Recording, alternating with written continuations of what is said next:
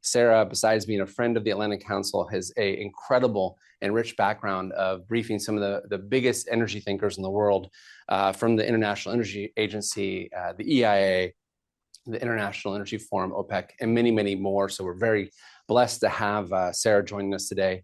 I have Rich Goldberg, who is Richard Goldberg, who's senior advisor for the Foundation for Defense for Democracies.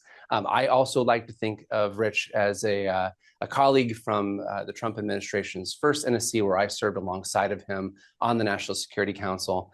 He went on to create the National Energy Dominance Council and be a part of that architecture for the Trump's second administration here right now. So great insights in terms of what is happening in the minds of Washington and the White House as we speak. Khalid Azim is director of the MENA Future Lab and the Rafiki Harry Center of Middle East Programs at the Atlantic Council. He has deep expertise on finance from Hong Kong, from New York City, from the Mideast, and brings a rich perspective both on regional geopolitics and finance all at once. And then finally, from the bowels of Forrestal at the Department of Energy and the Energy Information Administration to API and the American Petroleum Institute, we're joined by Mason Hamilton, who's Vice President of Economics and Research at API. It's a really great opportunity to be connected here with all of you, and excited for this conversation. Richard, Khalid, I'd like to begin with both of you. Before we jump into energy markets, I just want to understand strategic intent.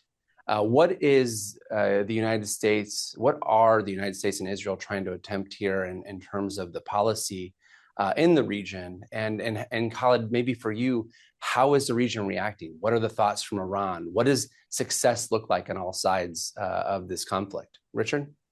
Yeah, thanks, Landon. And thanks to the Atlantic Council for hosting a very timely and important event. Honored to be here.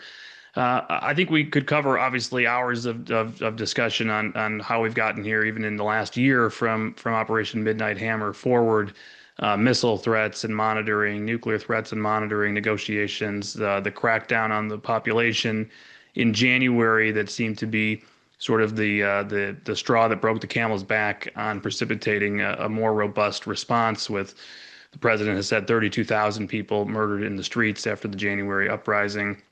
But what seems clear from the strategic objectives outlined by the president, by Secretary Rubio, by the Pentagon, statements made by Israeli coalition partners along the way, and just looking at the target sets and the broader discussion, it narrows down to two key elements here. One is destruction of the regime's external threat capacity and capabilities, alongside a degradation or destruction of the regime's internal apparatus, both for control and repression.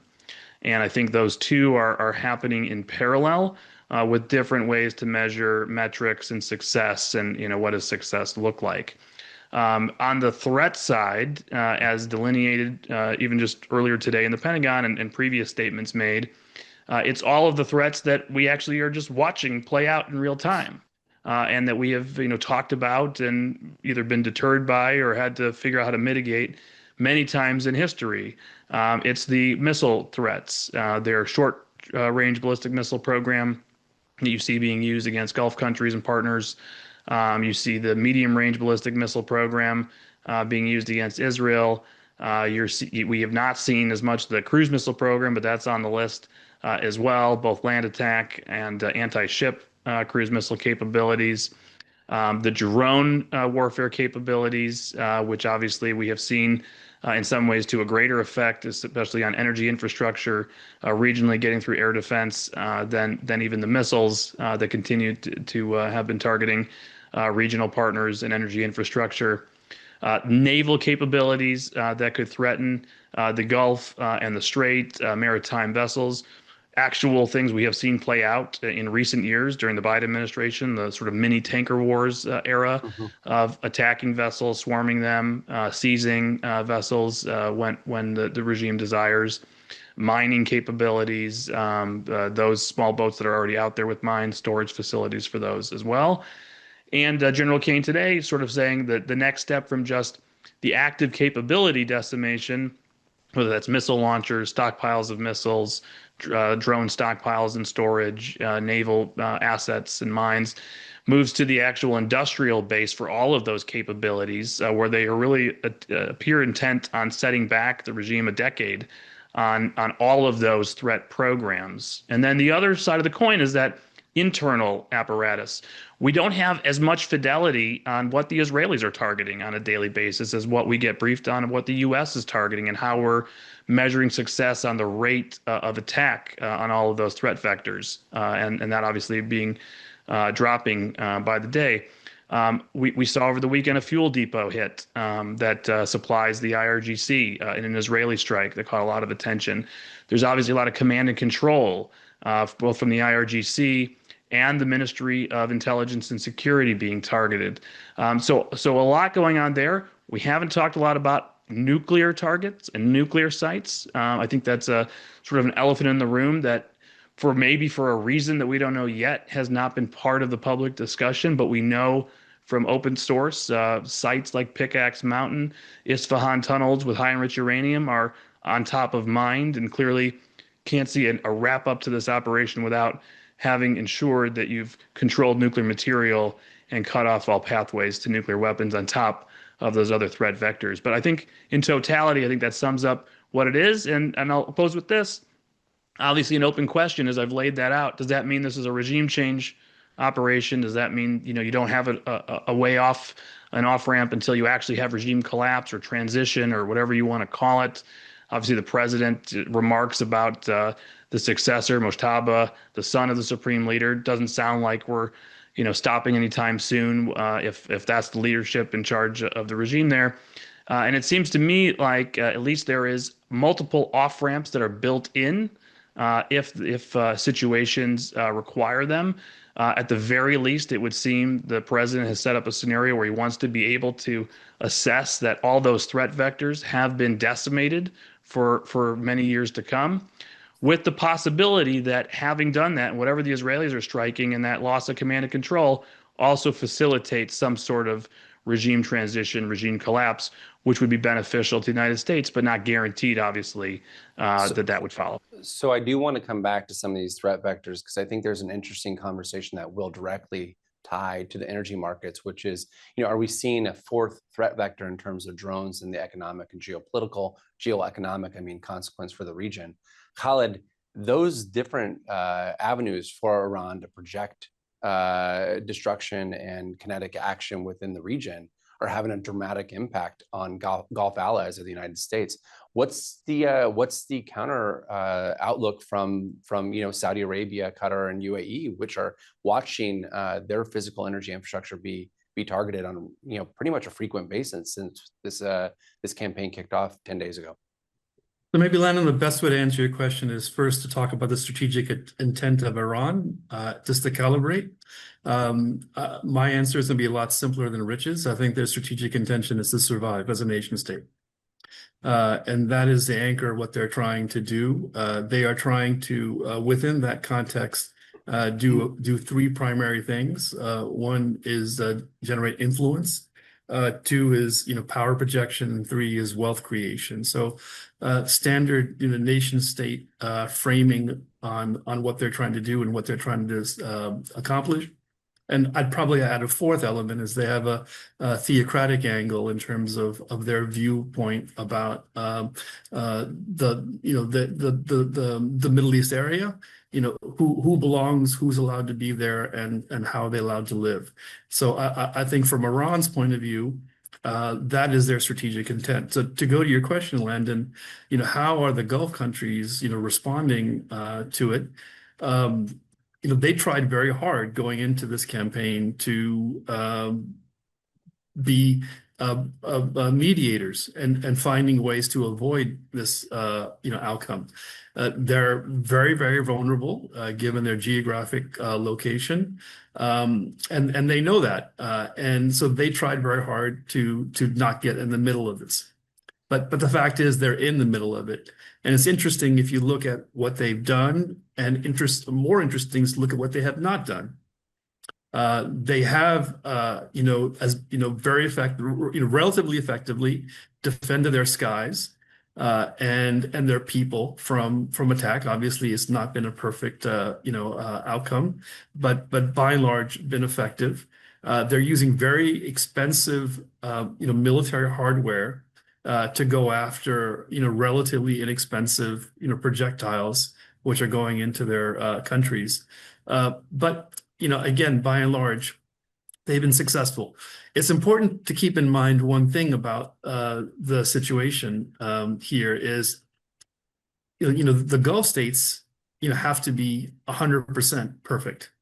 Iran just needs to be right 1%, 2% of the time to inflict, real damage on those countries. And ultimately, that's, I think, to get to your market question, that's what the market is trying to assess.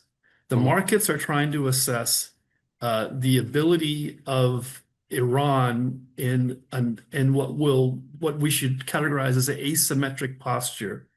They can't go head on with the U.S. or Israeli military. So they have shifted and will increasingly shift more so to an asymmetric posture to response. And so the question really is for the markets is, will that asymmetric posture impact the Strait of Hormuz shipping and the delivery of goods and services through the Persian Gulf? And that is the fundamental question which the markets must discount in terms of making value judgments. So I think we've adequately captured the broad sense of what this conflict is about and how the different actors in the region and here from the United States are responding to the current events. I want to bring in the market element. This ultimately is a conversation about the consequence of that situation on global energy markets. And I think it's important to start where we were before we got here today.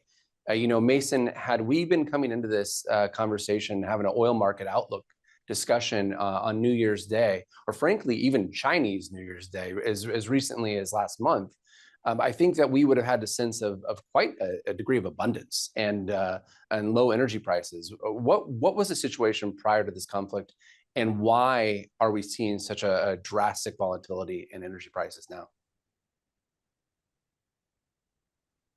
Thanks, Landon. So yeah, I would say that what you were describing is that outlook of abundance we would describe as kind of like, if you look at the publicly available forecasts from EIA and others, it was basically the most anticipated largest supply glut known in a long, long time. The IEA was publishing short-term oil market outlooks that had inventory builds that they themselves said were practically impossible. So if we look at how that translates into prices, when we started the year in early January, we were in the $50 range. We were trading around $55. And so as tensions built up in the Middle East, as tensions built up in the rest of the world, we saw those prices start to climb. So what we've been seeing is, as of day one and as of the first attack and things like that, the prices have been reacting to two primary variables. One is the scale of the disruption. The scale is massive. This is the world's largest thoroughfare for energy commodities on the planet. Second is duration. They are trying to figure out how long this could last.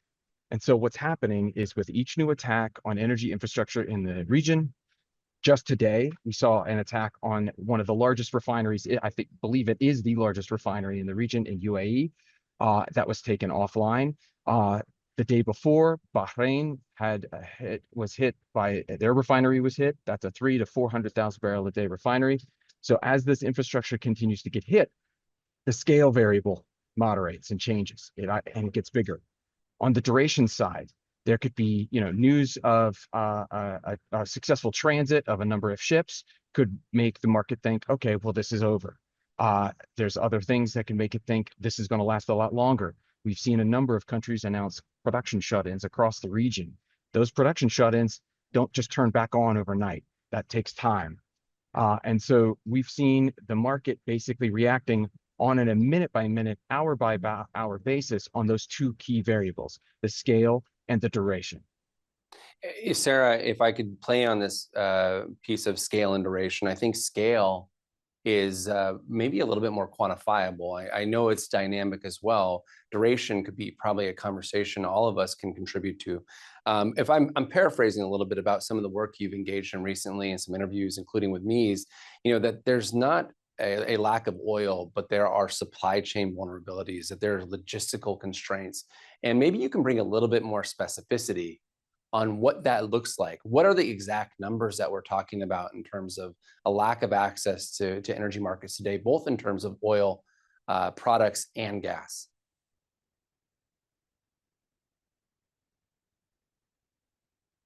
You're muted, Sarah. Thanks, Landon. So it's as Mason mentioned, we have the two different layers of risk in the market. One is the actual barrels, which is the safety of infrastructure that are producing these barrels, and also refine and production of petrochemical, but also the flow of these barrels. So far we had a lot of attacks, but none of these attacks have actually hurt the barrels that could come out of in terms of infrastructure, that could come out of the ground and be exported at some point. So far, the production in the region has not been touched in terms of crude oil.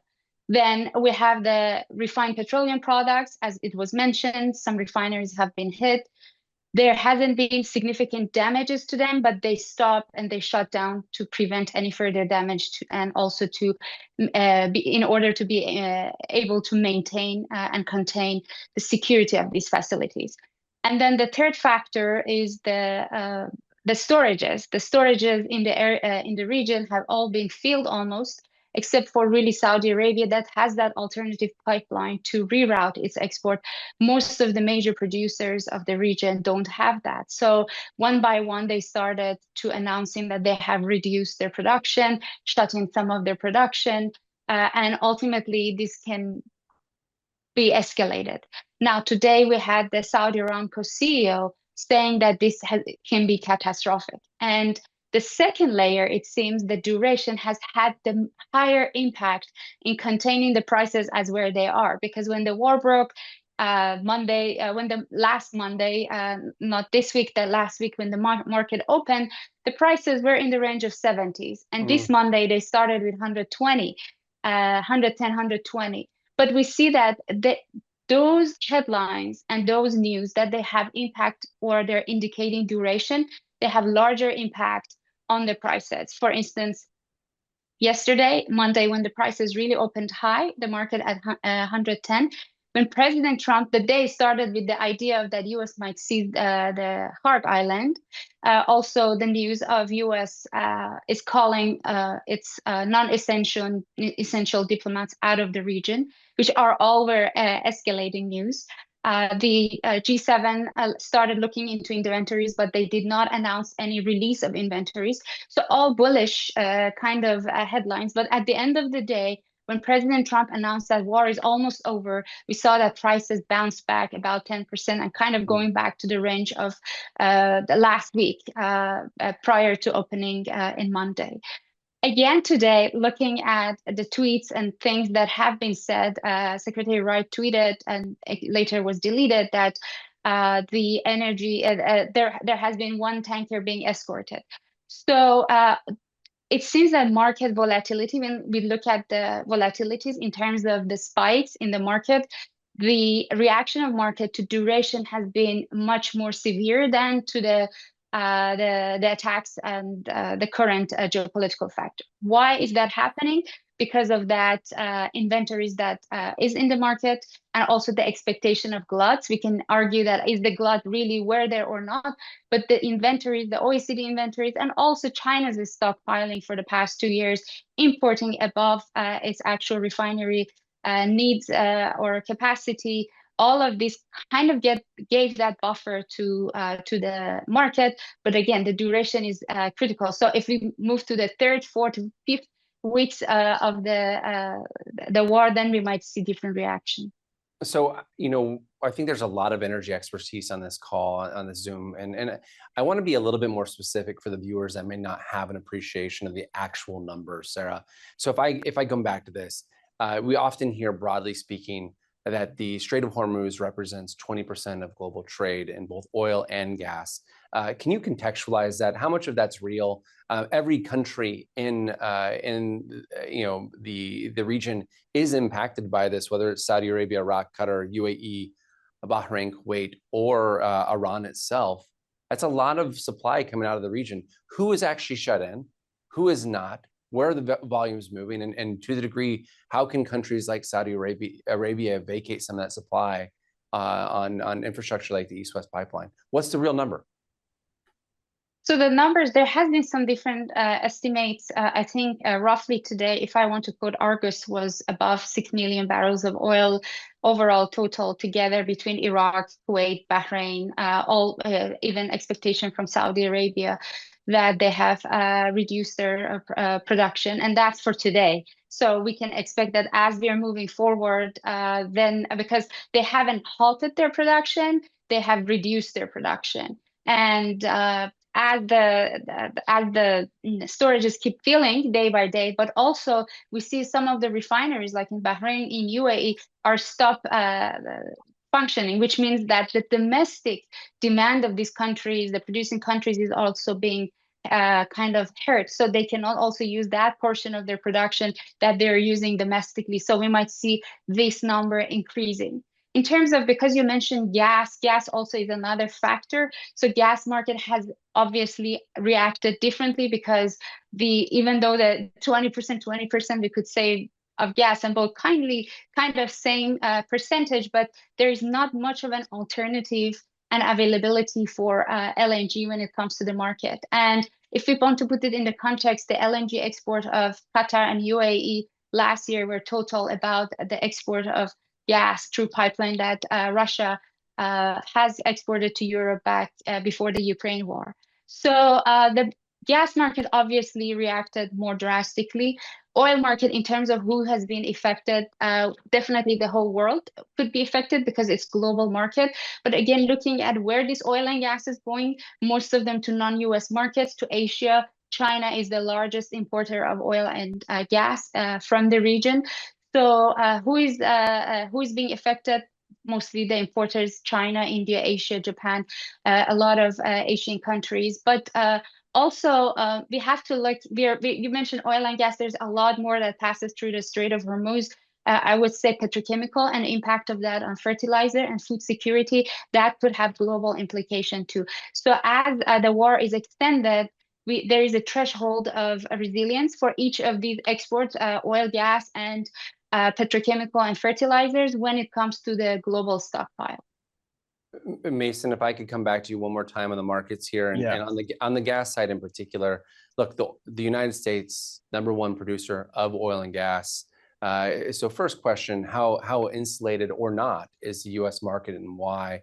And two, can you explain, especially for some of our viewers in Europe, just why their gas prices and natural gas prices, not petrol prices, have shot up over 70% in 1 week? What's the context here? So to put some more numbers to what Sarah was saying, on any given day in most recent weeks, prior to this disruption, around 16 million barrels a day of crude oil transited the Strait of Hormuz, and then another 4 of that was more or less condensate. So 20 million barrels overall of crude. In terms of products, on a regular basis, there's about a little over 4 million barrels of crude oil, of petroleum products, motor gasoline, diesel, jet fuel, that sort of thing, that transits the Straits of Hormuz as well. And Sarah already mentioned the amount of LNG. Just around 19-20% of global LNG capacity flows through the Strait of Hormuz. In comparison, the United States is something on the order of 27% of global LNG flows. If we compare those types of flow numbers and where they go, where they end up, you see pain points. Asia, as Sarah mentioned, is a primary destination for the region's crude oil exports. 90% of the crude that does transit the Strait of Hormuz ends up destinations in Asia. Biggest #1 of them all, of course, is China. But if you look at country by country, which countries import the most from this particular region and how much of it comes from as a total of their imports, Japan, South Korea are top of mind. So those are on the crude side. Similar story on the product side. The products end up going to Asian markets for petrochemical use and other things like that. In Europe, you see two reactions. We're seeing reactions on the price side in what we call product crack spreads. That's the difference between the price of crude oil and the price of a product in a given market. And so what we've seen is Europe is acutely aware that about half of Europe's jet fuel imports come from refineries in the Middle East. So Europe is right now trying to source jet fuel. They are also trying to source gas. They are ending the winter heating season with European inventories right around 30% full. They have more or less a few more weeks of the heating season to go. So that number could go lower. What happens starting in April and in May is they start bringing in natural gas, just trying to build those inventories back up. And they're going to need a lot of imports to do so now that they've cut off imports from Russia. Without options outside of the United States, basically that makes it very difficult. So Europe is going to be looking at higher gas prices. And we've seen that in the price reactions. The three international markets for markers for natural gas are TTF in Europe, JKM in Asia, and Henry Hub in the United States. And we've seen Henry Hub kind of go straight. Henry Hub has not really reacted to this. So domestic gas prices have not reacted in the United States. We have seen Asian markets go really high, and we've seen European markets go really high. And this is a reaction of the fact that close to 20% of global LNG supply just came off the market. And to further Sarah's point about this is not just an energy story, this is a energy derivative story as well. A lot of sulfur comes out of something along the lines of 44% of the global seaborne sulfur supply comes through the Strait of Hormuz. And for those of you who are thinking, okay, from chemistry high school, sulfur is the yellow stinky stuff. It also is the most ubiquitously used industrial chemical, sulfuric acid. Okay, so it's a key ingredient in a bunch of industrial processes across the world. And right now, we're seeing a lot of this go away. Mason, I'm going to cross-reference what you both are saying, really, and note that this has a extensive consequence on East Asia and Europe, but also, historically, we know it also affects emerging markets quite a bit. When energy prices are high, the trade flows still go to who can pay for them, and that's going to be East Asia or Europe outside of the United States context. I want to see how the energy policy is influencing the broader regional policy. Rich, bring you back in. Put on your NEDC hat, your National Energy Dominance Council hat.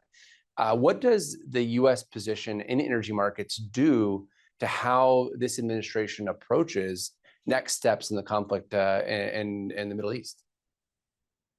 Yeah, I mean, obviously, there's two sides of this, right? It's what's the positioning of the U.S. market in all of these areas where our producers are being called upon right now to do more spot market fill-ins, potential replacement that could turn in from short-term to long-term supplier relationships. Price being higher than it was before this kicked off, and incentivizing additional production across the board. So there's that side of the house that you can analyze and think about. But obviously, we're in a position where the president has made affordability and prices a major focus of the year from his State of the Union address. He has been pushing for lower prices across the board throughout his administration so far. Sometimes at tension with some in the industry, but believing that technology and efficiency can realize those gains in revenue for the industry even at lower prices. And so we obviously have strong coordination and partnership with our Gulf partners. There would have been pre-coordination before the operation, at the very least with the Saudis, who are obviously our closest geopolitical lever when it comes to signaling to markets ahead of crisis. And we had some leaks coming out about 48 hours out of the kickoff of the operation. It was like a Reuters report of an increase in production, trying to get ahead of potential crisis. And then within hours of the operation kicking off, really sort of all hands on deck from the energy officials, the White House, Department of Energy, Interior, elsewhere, making sure that they're watching what is happening real time in the market and responding to it. And also providing on the military side continued support to our Gulf partners. I think you're witnessing a historic air defense operation with incredible success rates, even though we've talked about all the non-success incidents so far, particularly on the drone side. But when you look at just the sheer volume of incoming that's come in at the Emiratis, at the Saudis, at others, and the number of missiles that have been taken out of the sky, a number of drones taken out, both from ground air defense assets and potentially air as well, it's breathtaking. And I think we should obviously acknowledge what our Gulf partners are going through right now, and obviously think about what it means for the future of the security cooperation and our economic cooperation, noting that they have somebody across the Gulf firing missiles at a historic number at them, and we're obviously providing enormous military support, trying to provide for their defense of commercial civilian infrastructure, not military targets. And then as far as market solutions plus military solutions to respond to the crisis, you know that I think everybody on the call knew from Sunday to Tuesday, the murmuring was we had an insurance problem, and that this was the cause for tankers not moving. And first you saw the president announce, on Tuesday, Development Finance Corporation would step in, and there's other tools available certainly to the U.S. government, like the Maritime Administration War Risk Insurance capability, which hasn't been talked about as much, but it certainly is there if it was necessary. By Thursday, Friday, we had moved into a talking point of, well, Lloyd's is available. They've just retooled the coverage. They've added insane surcharges, but insurance is there if people need it. Maybe sovereign-backed insurance would be helpful. Maybe DFC isn't real. It's symbolic. It's not going to be real coverage. This is a military problem. It's a threat problem. Just tankers aren't going to move. The mariners don't want to move. You can't make a ship captain go through with missiles and drones and all of that. And we started seeing the Forward Carrier Strike Group moving off of the coast of Israel and the Eastern Mediterranean down the Red Sea, and moving into a position where it can augment the other Carrier Strike Group and all the destroyers that are there, and predict, most likely start offering tanker escort, as has been done. We did this during the Biden administration, as I said. And so what I think you're going to see play out here is the government having provided sovereign-backed insurance solutions where necessary, now military coordination on the defensive side for escort opportunities in the immediate term, while we also wait for potential coalition partners and allies to send additional naval vessels. And, we have to obviously be thinking about the offensive threat and where does it sit, and the reduction of offensive attacks by the Iranians. Are we in fact grinding down their ability to threaten this maritime traffic, particularly if we are providing maritime escort by the Navy, additional air patrols of the air-to-air missile capabilities for counter-drone defense dedicated to the tanker flows, alongside any market-based solutions that are necessary? Will that be enough to get the highest risk-taking Greek shippers to start moving? Is that happening right now? And in addition to the East-West pipeline, moving towards max capacity and loading in the Red Sea, does the trickle that ends up with a larger trickle that ends up breaking the logjam in the Strait of Hormuz, barring some sort of catastrophic, unknowable incident, alongside additional alternative routes, maintain where we are right now in some form of stability of the moment, while we continue to grade away at the Iranian offensive capability?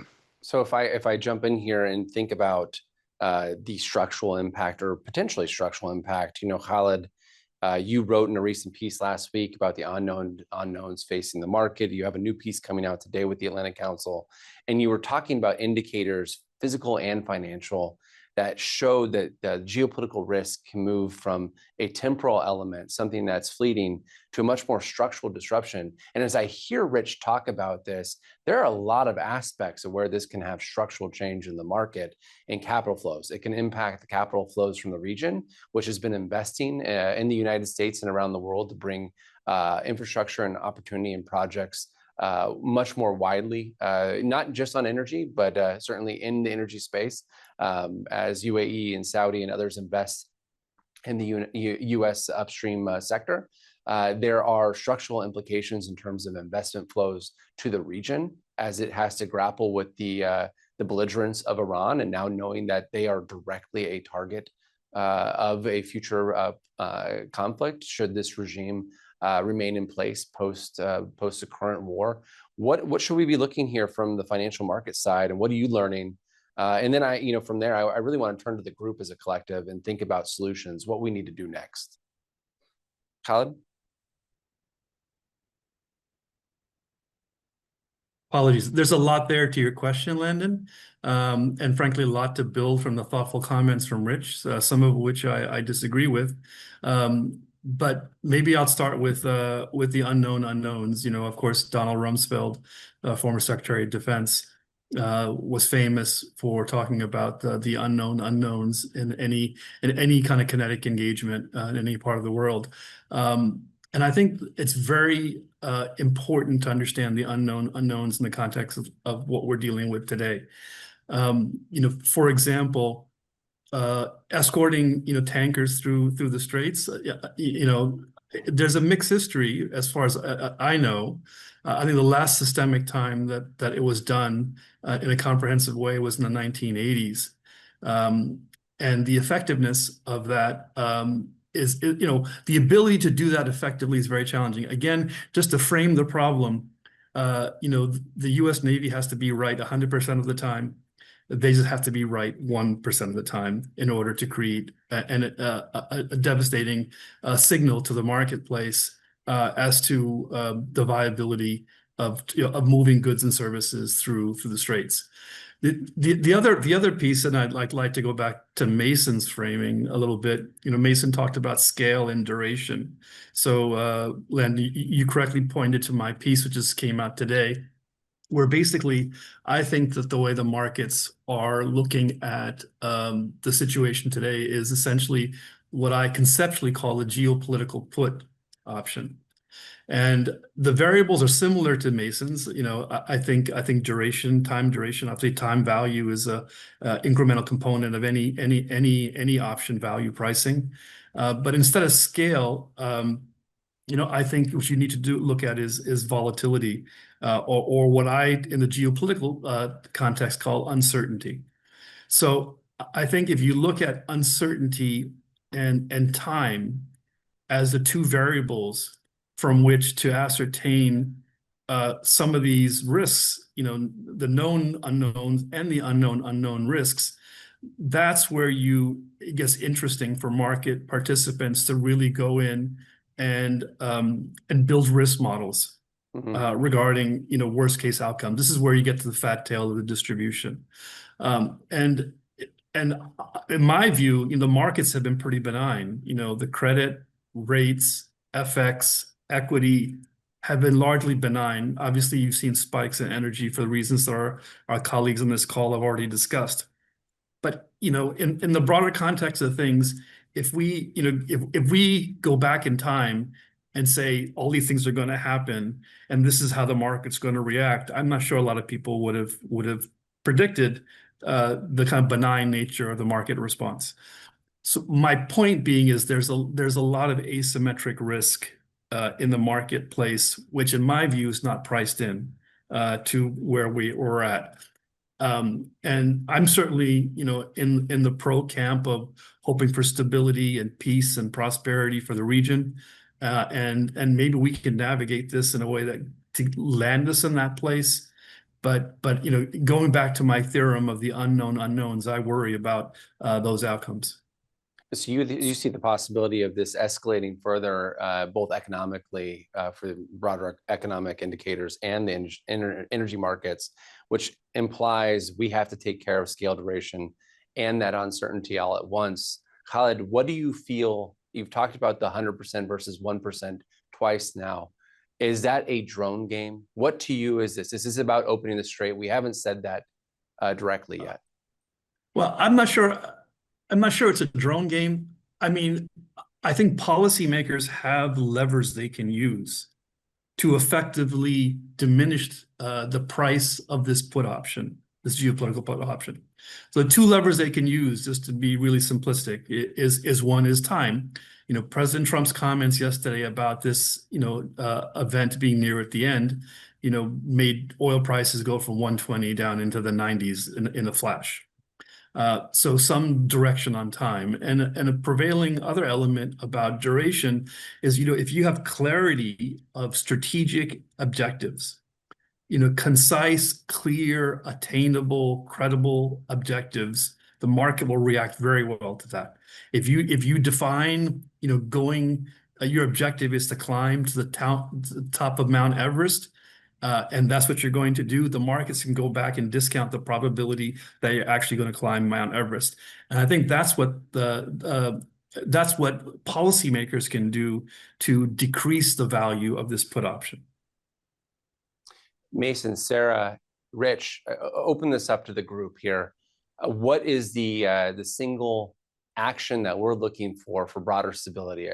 Do you agree with Khaled? Is there, time is obviously a metric. I never remember a moment in my life where oil has gone from 70 to 120 down to 90 and down to 85 now, or as low as 80 today, and we're talking Brent. What's the signal you're looking for on the specific incident and event to see change on the global energy markets?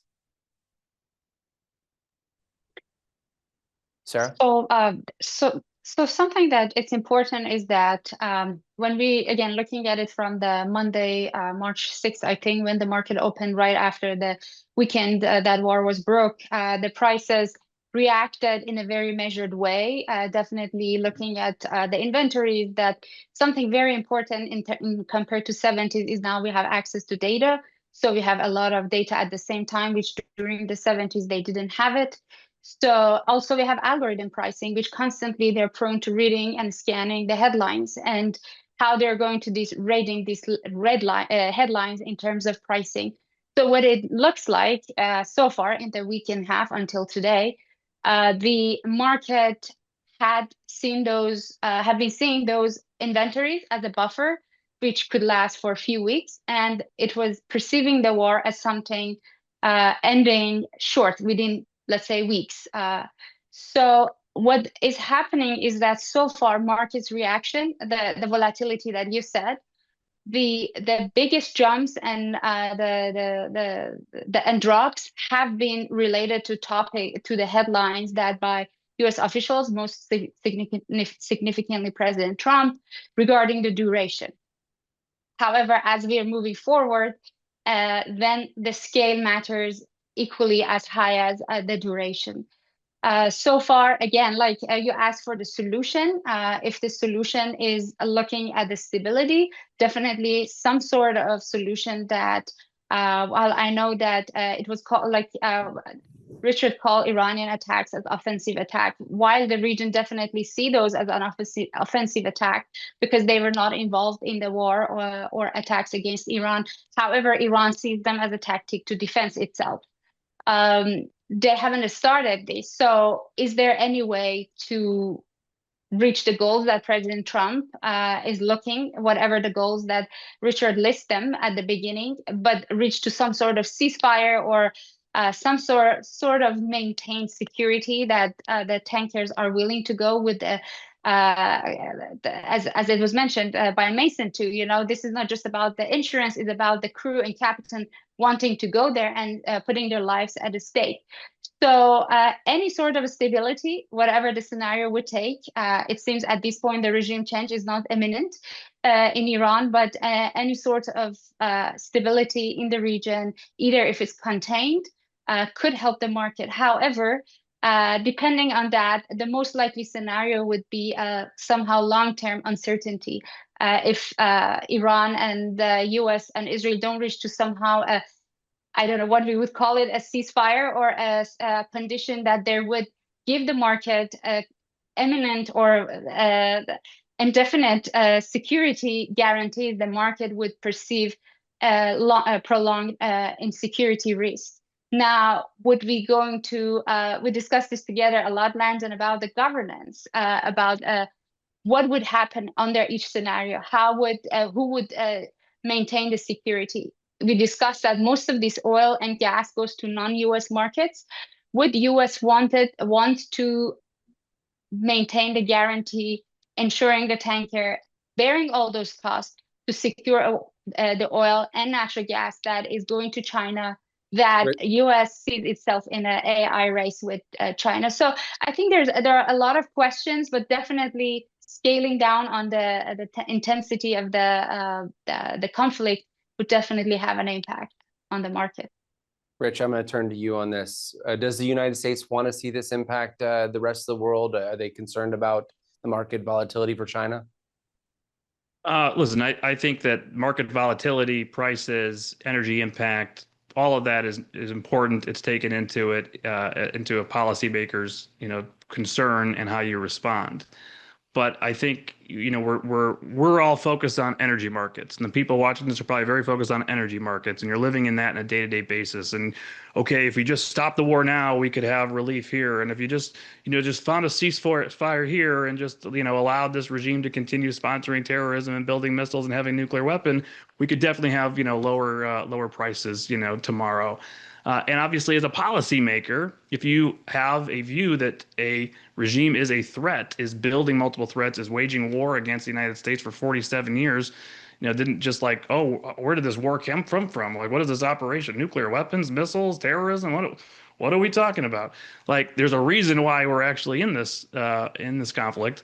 And there are clear objectives of the threat we do not want to live with on and off every 6 months, every year, for the next 25 years, distracting us from what we want to do in a big grand strategy perspective vis-a-vis China and the rest of the world. Then we need to figure out how we balance that to achieve those objectives and find as many relief valves as possible to mitigate along the way until you have, in your view, achieved those objectives. And so if we are able to provide tanker convoys, and the 1980s, they didn't have the kind of missile defense that we have today. They didn't have the kind of technology we have today. Joe Biden did this with like 20 countries in a mini tanker wars in the last administration. We all just forgot this ever happened, that tankers were coming under attack and being seized. And we actually provided naval escorts and the ability to provide naval-based missile defense and drone defense. This all happened. And so you're right. We won't abate all threats. I'm going to cut through what you're both saying. All threats. But the bottom line is that that you have to account for that. And so just an expectations perspective, there's going to be as much done as possible to mitigate and get relief valves and get flow moving and sea barrels moving and stop shut-ins and start loading, while also trying to maintain the actual national security objectives, which are imperative for our long-term national security. If I translate what I heard from Sarah into what you said, Rich, what I'm seeing is, with the president's remarks yesterday that implied a duration that may meet and match the market's current expectations, we actually can keep ourselves in a range of affordability because of the abundance out there globally that Mason definitely pointed out to in the beginning of the conversations on the scale of the market.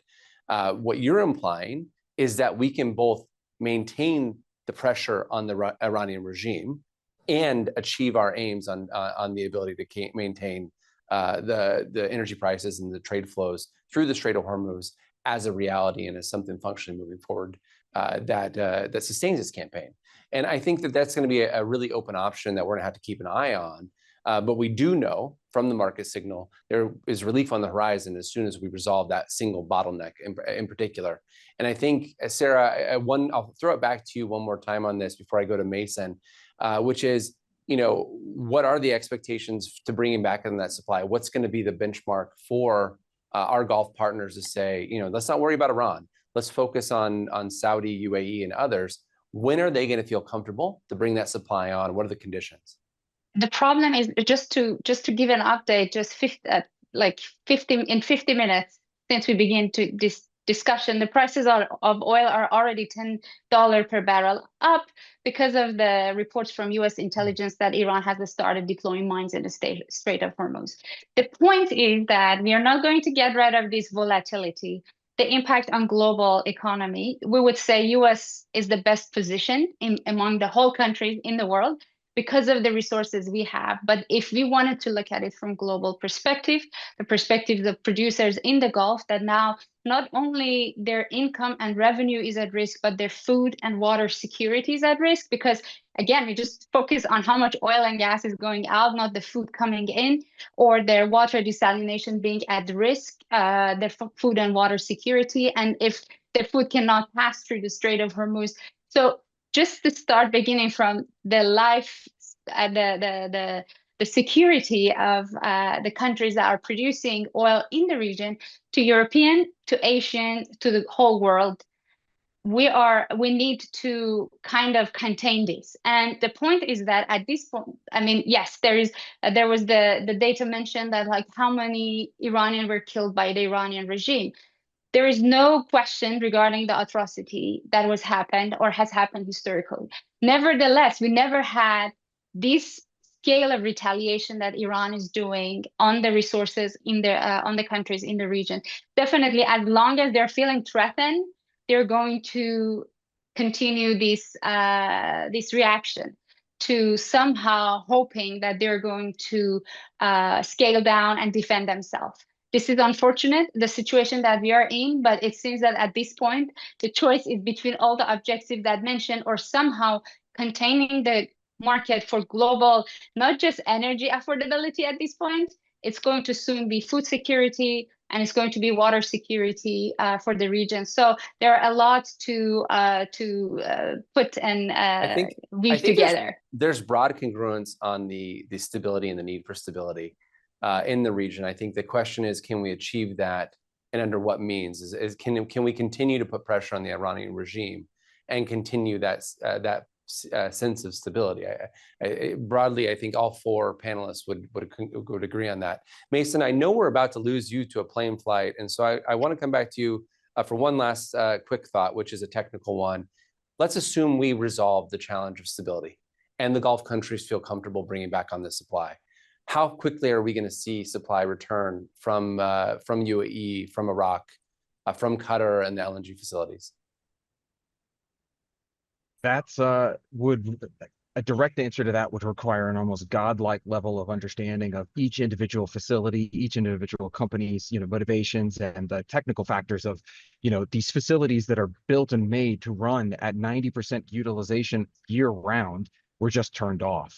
So that's going to be a key factor on the duration. To your point, like the tankers could start flowing tomorrow, but that duration problem will lag on. There'll be kind of like a production hangover for the past, for a couple more weeks probably. For example, the Qatari LNG facility, one of the world's largest, was taken offline because of the security concerns and risk to gas supply.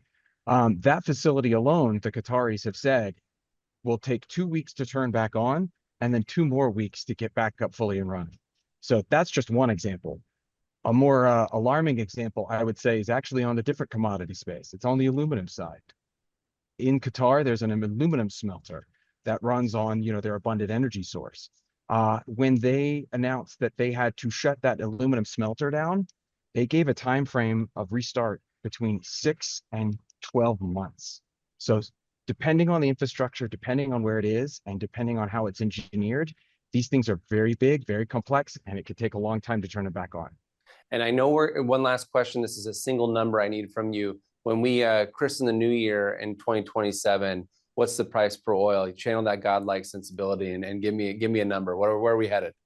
Oh, Lord, Landon, you're going to get me in trouble with the API lawyers, man. I'm going to get swatted by like a fleet of API lawyers if I give you a number. So I'm going to have to take a pass on that one. All right. Thank you. All right. It's great to have you here. Before I let Khaled, Rich, and Sarah go, though, I do want to continue the conversation just on one last question for each of you. I think that there's a conversation about the specific tactical implications of this conflict and its consequence on oil markets. I get that. What I'm interested in as well, though, is how this is changing the ethos of how we're thinking about energy policy more broadly. Sarah, you put out the piece today on energy dominance being reconsidered as moving from a story of domestic abundance to global strategic leverage. Can you expand on how you see this story unfolding both in Iran and Venezuela as basically changing broader strategic energy policy? So definitely the energy dominance was the core energy policy for President Trump's administration, and we have now the National Council for National Energy Dominance, which me as an energy strategist, I really welcome that, because as a country, the United States really didn't have a coherent national energy strategy that would not change or swing from side to side. So a lot of the keywords that the President Trump's administration mentioned, like energy abundance, energy affordability, they all are energy, the diplomacy, they are all very critical for energy security and important for our national security in the United States. Definitely, at this moment that President Trump is in charge of the country, U.S. is feeling a threat toward AI race with China. And as it was mentioned, AI is all about electricity when it comes to LNG and gas, but also other sources of electricity. A lot of LNG going to China is feeding to the Chinese electricity, but also petrochemical, which comes from oil. All of these aluminum supplies that Mason mentioned, all of that feed into the AI industry. So somehow, if we look at it, raising the cost and uncertainty and instability for the supply that goes to China that would feed eventually to electricity, or the AI industry in China is going to somehow help U.S. national interest in terms of the AI leadership that United States can have. And if you look at it, China has a control over minerals. So U.S. could create this energy leverage by having control, let's say, on security of Hormuz Strait, the flow of oil, energy, minerals, all of the mentioned products from Strait of Hormuz as a leverage and influence that could counterweight China's influence on critical minerals. We've seen that China manipulate the mineral prices, and somehow this gives helping U.S. to have more control over managing the market.